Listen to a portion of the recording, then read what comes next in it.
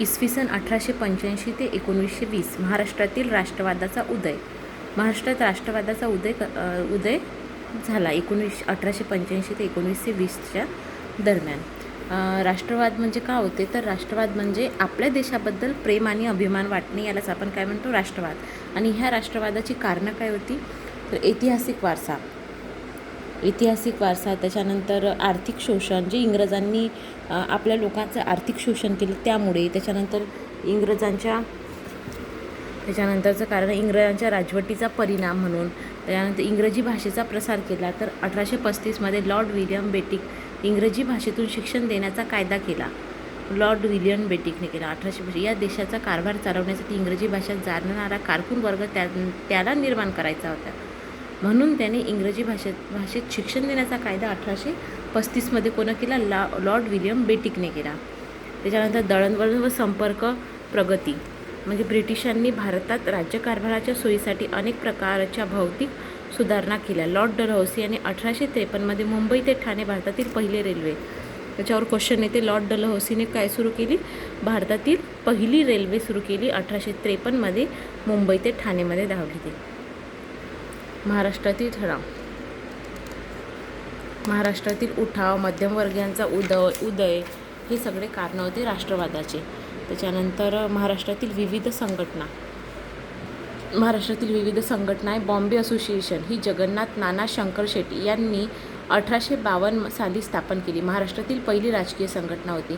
आपण जगन्नाथ शंकर शेट जे समाजसुधारक पाहिलेले आहे पार्ट 2 मध्ये, महाराष्ट्राचा इतिहास पार्ट 2, याच्यामध्ये जे समाजसुधारक त्याच्यामध्ये ही संघटना आलेली आहे. बॉम्बे असोसिएशन महाराष्ट्रातील पहिली राजकीय संघटना होती 1852.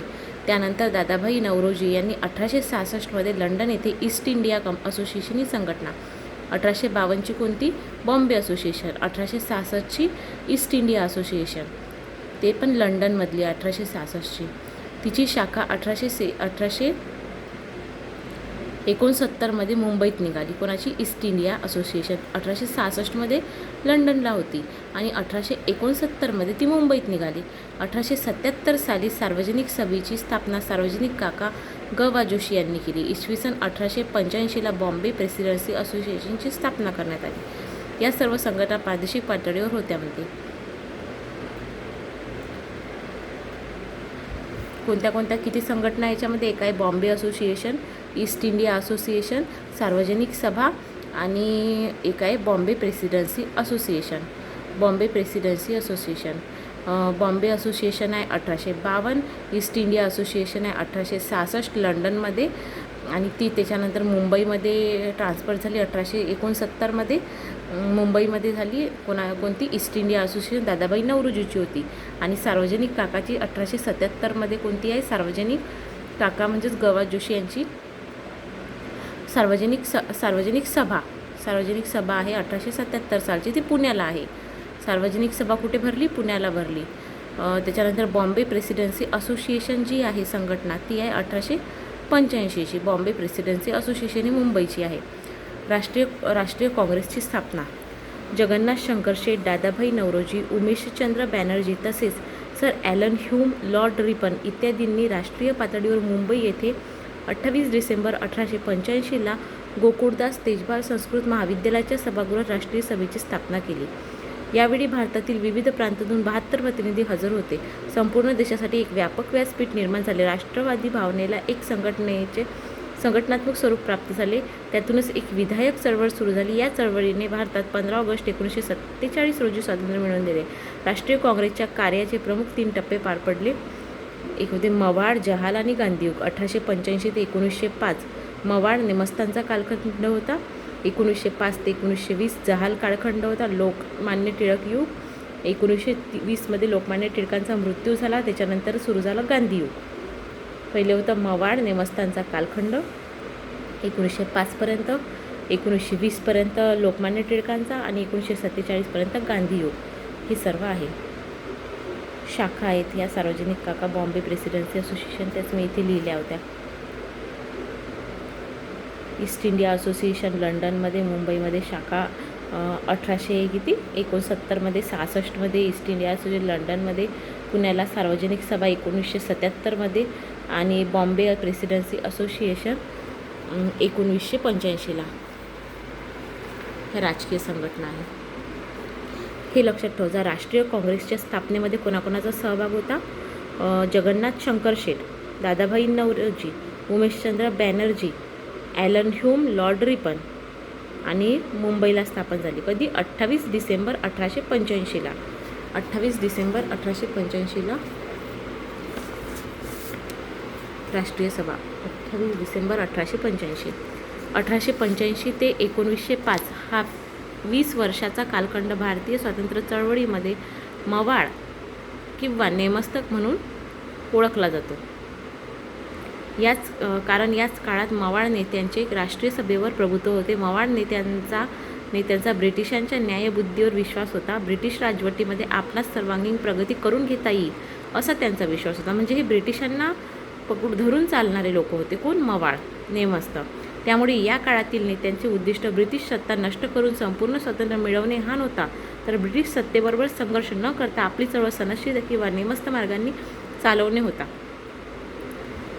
म्हणजे आपले प्रश्न ब्रिटिशांपर्यंत मांडले तर ब्रिटिश ते पूर्ण करतील असा यांचा विश्वास होता. म्हणून यांना मवाळ किंवा नेमस्त म्हटले जाते. यांनी ब्रिटिशांना विरोध नाही केला, फक्त आमच्या मागण्या पूर्ण करा एवढंच म्हटलं. कार्य आणि कार्यपद्धती. या कालखंडातील राष्ट्रीय सभेचे नेते होते कोण? दादाभाई नौरोजी, फिरोजशाह मेहता, ना गोखले, न्यायमूर्ती रानडे आणि न्यायमूर्ती तेलंग. हे नेते होते मवाळांचे. कोण होते? रानडे आणि टिळक यांच्यामध्ये याच गोष्टीवरून वाद झाला होता की मवाळ आणि जहाल, गोखले, तेलंग, मेहता, दादाभाई नौरोजी.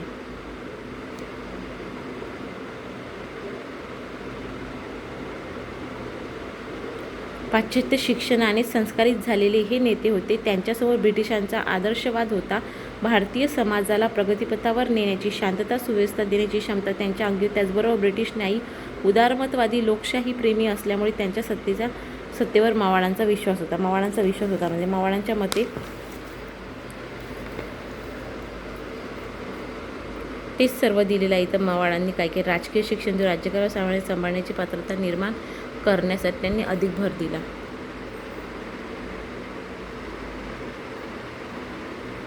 सनदशीर मार्गाने जर आपण आपले प्रश्न ब्रिटिशांसमोर मांडले तर आपल्याला वेळ लागेल, पण आपल्याला न्याय जरूर मिळेल, असंच यांचं मवाळांचं हे होतं.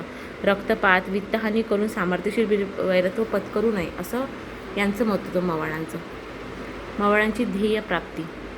मवाळ नेते दरवर्षी ठराव पास करून ते ब्रिटिश राज्यकर्त्यांकडे पाठवत, परंतु ब्रिटिश नीती थोडे द्यायचे व बरेचसे नाकारायचे अशी असल्यामुळे मवाळांच्या मागण्या जास्त प्रमाणात मान्य केल्या जात नसत. अर्थात या मागण्या प्राथमिक स्वरूपाच्या असल्या तरी त्यावेळी त्यांचे अनन्यसाधारण महत्त्व होते. मवाळांनी केलेल्या मागण्या मंजूर होतील अशी त्यांना अपेक्षाही नव्हती, परंतु ब्रिटिश सरकारने काही मागण्या मान्य केल्या. इसवी सन 1885 ते 1892 या काळात मवाळ नेत्यांनी कायदेमंडळातील निवडून येणाऱ्या सदस्यांची संख्या वाढवावी आणि कायदेमंडळाच्या अधिकारात सुधारणा करावी. भारतमंत्री व भारतमंडळ रद्द करावे. कायदेमंडळाच्या वर्चस्वाखाली न्यायसत्ता ठेवू नये. स्थानिक स्वराज्य संस्थांना अधिक अधिकार द्यावे. वृत्तपत्रांना स्वातंत्र्य द्यावे अशा त्या मागण्या होत्या. त्यानुसार सरकारने इंडियन काउन्सिल ॲक्ट 1892 हा कायदा मंजूर. त्या कायद्याने केंद्रीय आणि कायदेमंडळातील सदस्य संख्या वाढवली. म्हणजे हे मवाळांची मागणी 1905 यांनी काय केलं? वसाहतीच्या स्वराज्याची मागणी केली आहे. न्यायमूर्ती गोखले यांनी वसाहतीच्या स्वराज्याची मागणी 1905 काय होत्या? मवाळांच्या मागण्या काय होत्या?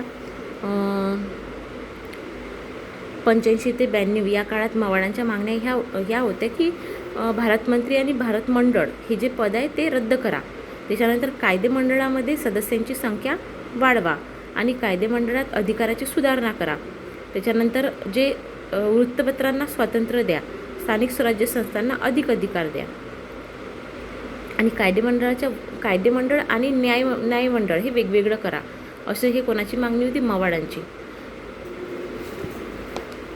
वार्षिक अंदाजपत्रक त्याच्यामधून कोणती मागणी म्हणजे इंग्रजांनी पूर्ण केली? तर इंडियन काउन्सिल ॲक्ट 1892 हा कायदा मंजूर केला इंग्रजांनी. मवाळांनी मागणी केली म्हणून इंडियन कौन्सिल ॲक्ट 1892 हा कायदा कोणी पास केला? कायद्याने केंद्रीय कायदेमंडळातील सदस्य संख्या. कोणत्या कायद्याने केंद्रीय कायदेमंडळातील सदस्य संख्या वाढली? तर इंडियन कौन्सिल ॲक्ट 1892, जो मवाळांनी मागणी केली होती, ज्याची 1892चा ॲक्ट होता.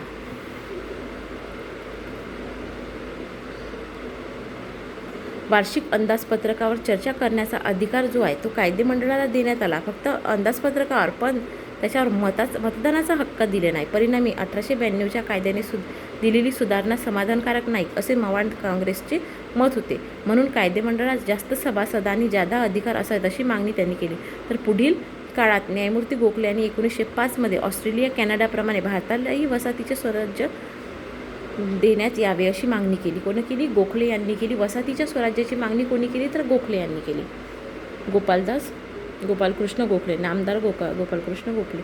दादाभाई नौरोजींची संपत्तीचे निस्सारण, ड्रेन ऑफ वेल्थ सिद्धांत मांडून शेतसारा कमी करावा, मिठावरील कर रद्द करावा, बँका सुरू कराव्या, सावकारापासून रयतेचे संरक्षण करावे, आर्थिक मागण्या केल्या. अशा आर्थिक मागण्या केल्या. हे पण खूप महत्त्वाचं आहे बरं. वसाहतीचे स्वराज्य कोणी मागितले? वसाहतीच्या स्वराज्याची मागणी कोणी? न्यायमूर्ती गोखले यांनी केली. याच्यावर क्वेश्चन येऊ शकते. आणि हे संपत्तीचे निस्सारण, ड्रेन ऑफ वेल्थ सिद्धांत कोणी मांडला? दादाभाई नौरोजी. शेतसारा कमी करावा, मिठावरील कर रद्द करावा, बँक सुरू करावा वगैरे हे सगळं. मूल्यमापन.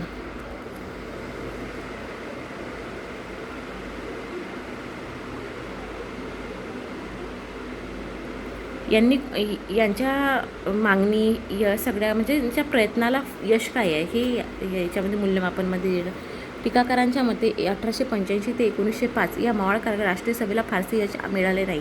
त्यांच्या मागण्या सरकारने प्रतिसाद दिला नाही. तसेच या काळात काँग्रेसला जनमतांचा आधारही नव्हता. या टीकेमध्ये थोडाफार सत्यांश असला तरी राष्ट्रीय काँग्रेस पूर्णपणे अयशस्वी ठरली असे म्हणता येणार नाही. कारण याच काळात मवाळ नेत्यांनी राष्ट्रीय भावना जागृत करून यांनी काय केलं? राष्ट्रीय भावना जागृत केली. भारतीय लोक एकाच राष्ट्राचे नागरिक आहोत ही राष्ट्रवादाची भावना जनतेच्या मनात रुजवली. तसेच भारतीय लोकांना राजकीय शिक्षण दिले. लोकशाही, राष्ट्रवाद या संकल्पनेविषयी जाणीव निर्माण केली. ब्रिटिश सरकारचे चुकीचे धोरण जनतेच्या निदर्शनास आणून दिले. भारतीयांना भारतावर राज्य करण्याचा अधिकार आहे हे जनतेला पटवून दिले.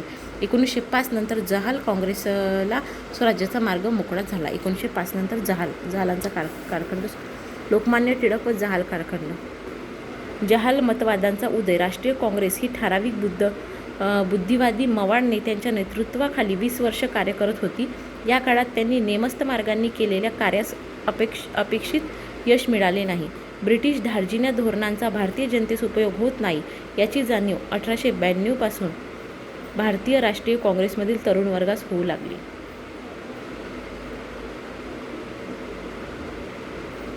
20 वर्ष यांनी काम केलं, पण माहीत आहे का, जे तरुण होते त्यांना वाटलं की ब्रिटिश धार्जिण्य धोरणांचा भारतीय जनतेस काहीच उपयोग होणार नाही. म्हणून 1892 राष्ट्रीय काँग्रेसमध्ये तरुण वर्गास होऊ लागली म्हणते. त्यांच्याच ब्रिटिशांच्या न्यायी व उदारमतवादी धोरणाबाबत साशंकता निर्माण झाली. त्यांना मवाळ नेत्यांचे नेमस्त धोरण अयोग्य वाटू लागले. अर्ज, विनंत्या, शिष्टमंडळे पांढरण्यापेक्षा स्वदेशीचा पुरस्कार करावा, राष्ट्रीय शिक्षणास प्राधान्य देऊन प्रखर राष्ट्रवाद निर्माण करावा, या राष्ट्रवाद भारतातील जनसामान्यापर्यंत पोहोचवावा असे या तरुण वर्गाला वाटू लागले. त्यातच 1905च्या बंगालच्या फाळणीने जहाल मतवादास वाढीस लागला. म्हणजे 1905ची जी बंगालची फाळणी झाली त्याच्यामुळे काय झालं? जहाल मतवाद अजूनच वाढीस लागला. विचारसरणी.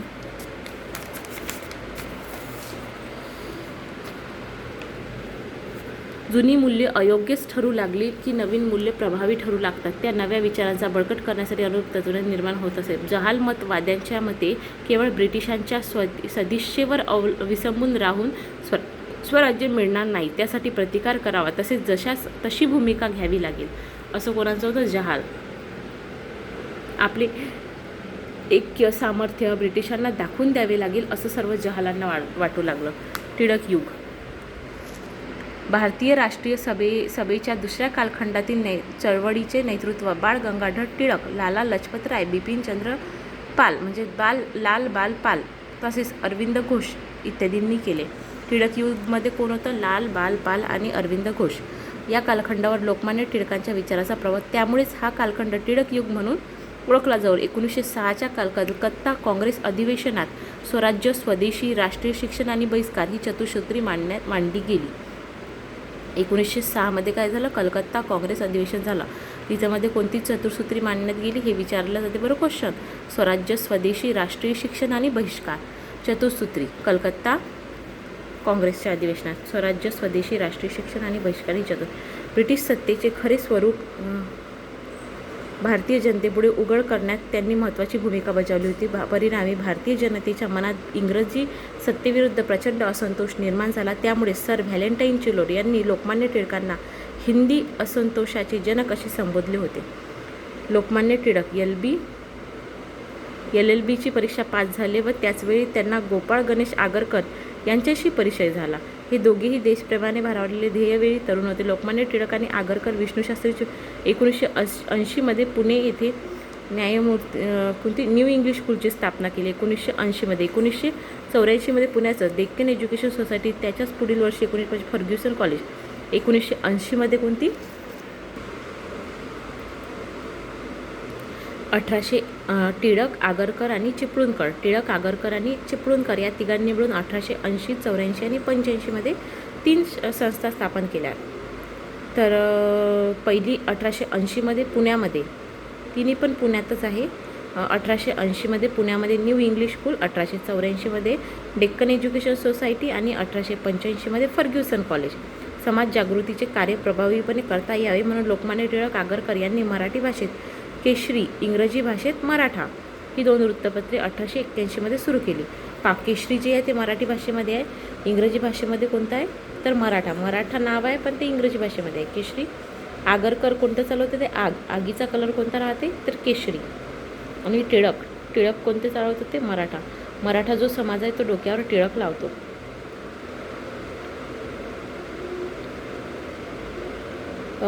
पुढील काळात या दोघांमध्ये आधी सामाजिक सुधारणा की राजकीय स्वातंत्र्य या प्रश्नांवरून मतभेद निर्माण झाले.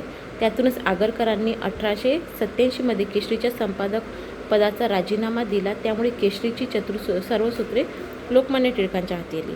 आधी सामाजिक सुधारणा की राजकीय सुधारणा, टिळक म्हणायचे राजकीय सुधारणा आणि आगरकर म्हणायचे सामाजिक सुधारणा. याच्यावरून यांच्यामध्ये वाद निर्माण झाला आणि हे दोघांमध्ये फूट पडली.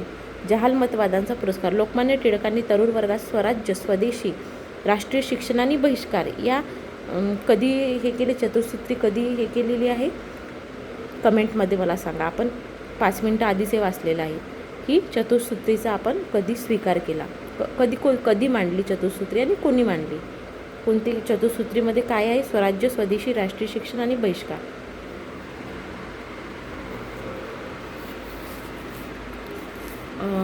चालना देण्याच्या उद्देशाने लोकमान्य टिळकांनी सार्वजनिक गणेशोत्सव 1893 व शिवजयंती उत्सव 1895मध्ये सुरू केले. तरुण वर्गासाठी व्यायामशाळा सुरू केल्या. या माध्यमातून त्यांनी लोकजागृती व समाज संघटन घडवून आणण्यावर भर दिला.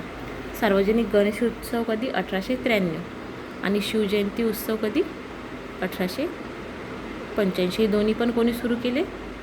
लोकमान्य टिळकांनी. गणेशोत्सव आता आपण साजरा करतो तर आपल्याला माहिती आहे का टिळकांनी सुरू केला, पण कधी सुरू केला? 1893. लक्षात ठेवायचं.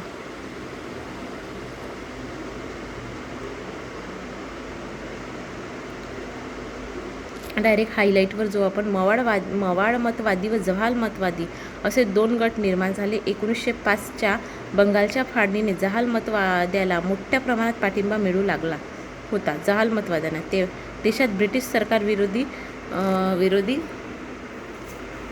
भावना वाढीस लागल्या. तसेच वंगभंग चळवळीने जोर धरला. चतुसूत्री कार्यक्रम आला इथे, डबल चतुसूत्री कार्यक्रम. कोणाचा आहे चतुसूत्री कार्यक्रम? लोकमान्य टिळकांनी राजकीय चळवळीसाठी चतुसूत्री कार्यक्रम भारतीय जनतेपुढे मांडला.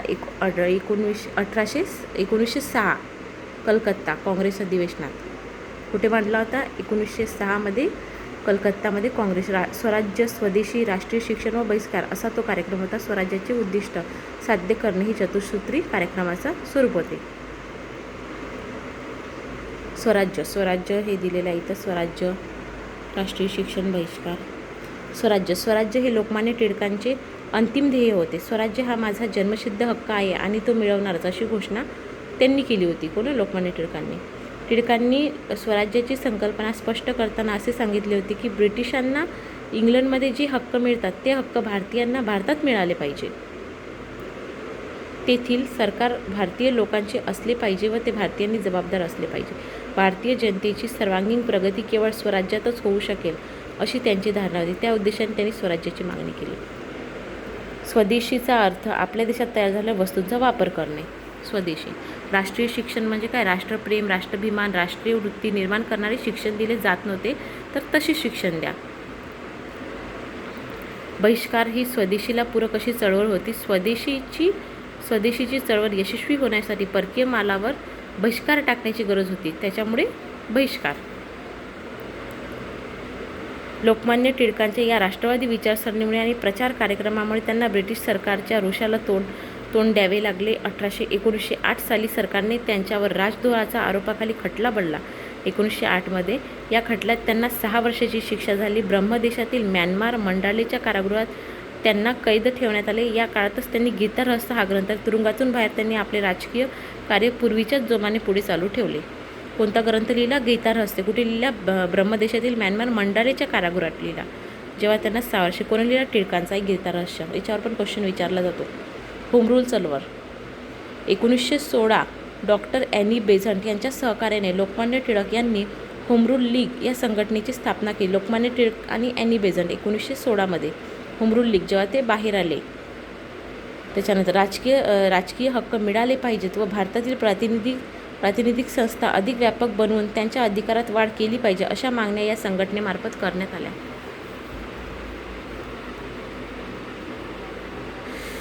ब्रिटिश सरकारला ही चळवळ धोकादायक वाटू लागली. त्यांनी दडपशाहीचे धोरण स्वीकारले. वृत्तपत्रावर बंधने आणली. लोकमान्य टिळक यांनी पंजाब, दिल्ली येथे प्रवेशबंदी केली. परंतु आता समाज जागृती इतकी झाली होती की लोक उत्साहाने होम रूलमध्ये सामील होऊ लागले. या चळवळीचे महत्त्व लक्षात आल्यानंतर मवाळवादी नेते, मुस्लिम लीग कार्यकर्ते त्यात सामील होऊ लागले. लोकमान्य टिळकांचा पुन्हा राष्ट्रीय काँग्रेसमध्ये प्रवेश झाला.